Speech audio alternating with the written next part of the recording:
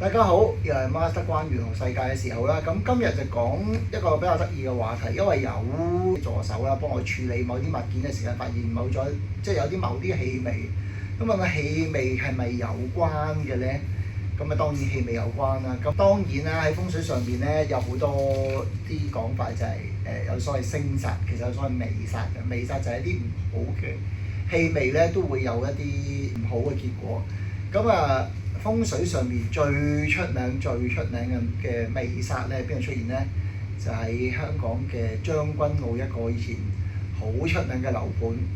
咁佢就係喺個所謂嘅我哋嗰啲堆填區，再攞即係佢劃咗部分出嚟，再堆咗咁上下之後咧，就唔知點樣處理過之後咧，就係建成一個好出名嘅一個樓盤。係啦，日乜城咁樣係啊，所以咧我一般都覺得嗰個地方住唔係幾好嘅。但係咧有人就問我，喂，咩氣味咧？其實有冇咩分別嘅咧？理論上係有分別嘅。一般嚟講，大家聞到嘅味咧，通常都係同兩種狀況有關嘅。一般嚟講就聞到啲好濕嘅味，一般就聞到啲好乾燥味，乾燥到焦燶嘅味道。一般嘅味道咧，如果嗰件事係一間屋出現嘅咧，例如你聞到啲焦燶嘅味道係主咩咧？就係主火太旺。咁火太旺有啲咩影響咧？就係間屋一係佢成日都好熱，係啦，好西邪，又唔落窗簾。咁但係有啲人好中意，即係我識嗰啲有啲人咧，就係屋企西邪到好堅都好咧。佢好唔知點解佢好中意好熱好光猛，佢覺得間屋好亂啊！我唔知佢人有幾寒啊。咁但係基於咁嘅狀況之後，就代表即係佢通常講關係就比較唔和洽嘅。咁如果兩公婆住喺度，就兩公婆都比較燥底啲嘅。咁但係我睇嗰個咧就係佢冇呢個燥底現象，因為得佢一個住極都係自己燥底嘅就 OK。咁所以咧就變咗一般嚟講主關係唔好。咁如果講濕味，甚至會去到霉味比較重嘅地方咧，就代表嗰個地方就係一種我哋會一陣講到另一種氣味嘅。先講霉味濕味比較重嘅，代表嗰個地方嗰啲人嘅健康狀況一般會比較差。咁所以你聞到一啲咧，好似好啲味咧，嗰個地方基本上你覺得好濕嘔嘅時間咧，睇下個地方有冇漏水啦。咁所以變咗咧，逢親漏水嘅宅咧都唔聚財嘅，都漏財嘅。咁所以如果你去到嗰個地方，你聞到一陣好大嘅濕味，甚至乎一啲叫做發毛嘅味道，即係例如啲草腥味啊，啲發毛嘅味道，你聞到咧，基本上你可以斷定嗰個地方呢間屋嘅人嘅財運唔係幾好。第二，基本上佢哋嘅健康都唔係幾好。咁所以有陣時咧，我哋睇風水都，如果有啲熟悉我一啲客戶就去到地方，第一個地方我都會話呢個地方會唔聚財，或者呢個地方嘅人健康唔係幾好。其中一個俾我嘅信息就係嗰個地方嗰個濕氣會比較重。但係當然啦，你住喺山上邊嘅地方，又或者近海嘅地方都會濕味比較重。咁但係而家香港一般好濕嘅地方，通常啲人都會開抽濕機。咁如果你又唔開抽濕機，你又成日都俾佢好濕嘅時間咧，即係唔使熄嘅，其實都係一個自然現象，佢都會啲人嘅漚爛都係會破財啊。咁所以破財就緊嘅，咁所以變咗都主破財同埋健康唔好，同埋如果濕氣比較重，仲加上你嗰個地方嗰度唔係好空氣流通嘅咧，佢個人嘅運氣會比較運滯，有一種停滯不前。咁所以就算你嗰度地方，如果你冇乜濕味，但係嗰個地方，例如有啲地方我去過咧，就係你有一種味道，我唔知大家有冇去過啲長期冇人住嘅地方，嗰個地方咧會有一種啲氣好滯，即係焗住咗喺度好耐。你打開有啲再嚴重啲，會有一種啲漚咗啲嘢嘅味道。咁咧去嗰個地方都好，佢未必好濕都好，你會覺得佢係一種氣唔通暢。逢親舉凡嘅地方氣唔通暢嘅，都係入住咗嘅人運氣會比較呆滯一啲。咁如果你話佢打一啲比較穩定嘅工作，例如做一啲政府部門，佢都冇諗住再有啲咩升遷嘅咧，咁其實可能佢覺得自己嘅問題唔係好大嘅。咁但係都代表佢其他嘅發展係有限，同埋呢啲咁嘅狀況咧，佢呢啲人嘅身體健康可能都會有隱性嘅問題。但係你話自己係咩問題咧？要睇個屋企嘅整體狀況配合先至知道啦。咁另外一樣嘢就係有啲屋企咧會有一陣酸縮味，唔知大家有冇聞過啦？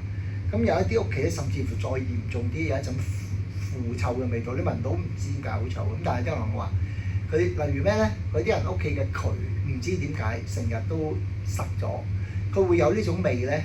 喺風水上邊咧就係好得意嘅，即係你話個渠塞咗同我屋企間屋我自己嘅風水可能係未必有關係。調翻轉咁講，你長期處於嗰種氣味會令到你屋企嘅風水都會改變嘅。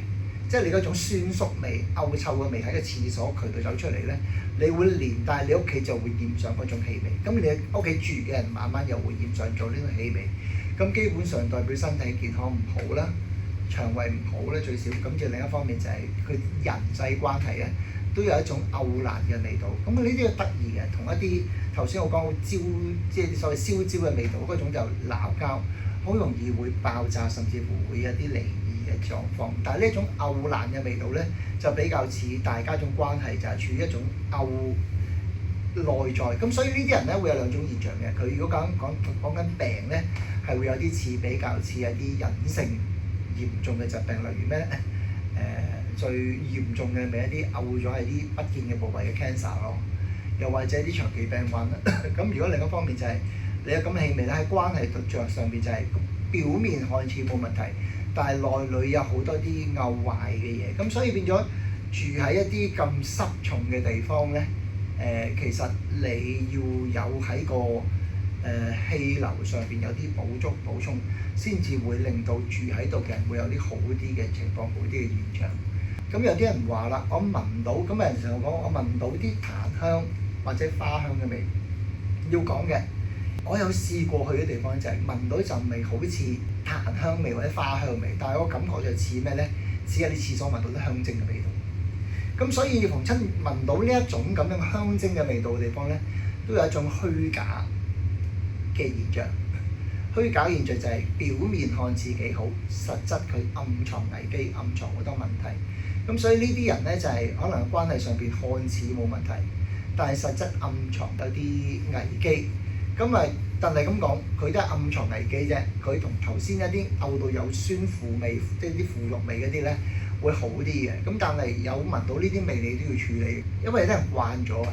可能就係你呢啲咁嘅氣味藏咗喺可能冷氣機上邊，咁你同你成日長期使用啲香精啊，因為咧一般嘅屋企好少用香精用到咁樣嘅，咁所以如果你用香精用到咁大氣味又藏埋落個冷氣度咧，咁好大機會你都係我嚟掩蓋一啲嘢。逢親有咁樣掩蓋嘅行為咧，其實都喺個風水上邊都會出翻嚟。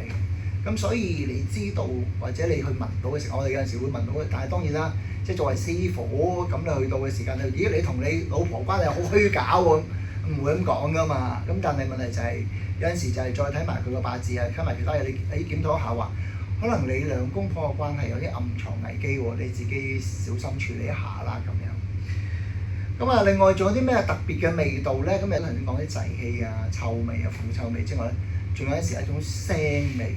有一種類似魚腥咁嘅味道咁。咁嘅魚腥味咧，其實有兩件事嘅。第一件事就係、是、佢都係一種關係上邊嘅變壞，但係嗰種關係上邊嘅變壞就係有一種就係會似有某啲兩公婆嘅關係會係咩，或者兩個人關係咩，就係、是、有一個會唔覺得有問題。有一個人好覺得有問題，但係嗰種問題就係你避又避唔開，即係似個感覺就係咩咧？就係、食榴蓮有啲人好中意，有啲人好唔中意。好中意嗰個就覺得冇問題，唔中意咧就嗰個就覺得好有問題。咁但係兩個嘅相處會有啲係咁，咁但係同頭先嗰個有啲虛假嗰個就唔虛假嗰個就係可能有問題，不過大家唔揭穿。咁如果有聞到啲咁腥味嗰啲咧，就係覺得我覺得冇問題，不過另外一個覺得有問題，大家又唔揭穿。咁但係只係單方面覺得有問題，多過似兩方面覺得有問題。咁啊，當然啦，氣味千千萬啦，咁亦都好難話一概而論。不過亦都要分區域，即係有陣時你去到某個位睇風水，咁啊有陣時你去行下問下啲唔同地方，咁但係當然啦，你問到廚房，如果問到廚房嘅酸縮味，咁啊正常嘅，可能個廚房佢本身都係唔多清理嘅，咁啊唔會咁嘅味，或者可能佢啲濕氣重過某間房，咁所以咧你都憑嗰間房嗰個位置，嗰個位置係廁所啊、睡房啊，咁你再斷定相對應住喺嗰間房或者相對應嗰個地嗰個方位所代表嘅生肖嘅人有冇相應嘅疾病，咁所以呢啲亦都係一啲我哋喺有啲似我哋叫屋上學上邊嘅嘢，啲光線係一件事，下次有機會講下光線係唔同地方嘅光線，咁但係今日嘅就講咗呢一個氣味先啦。咁啊，如果大家仲關於有其他嘅氣味聞到嘅，可以喺下邊留言，咁我就試下去解答啦。今日講住咁多先，下次再講其他，拜拜。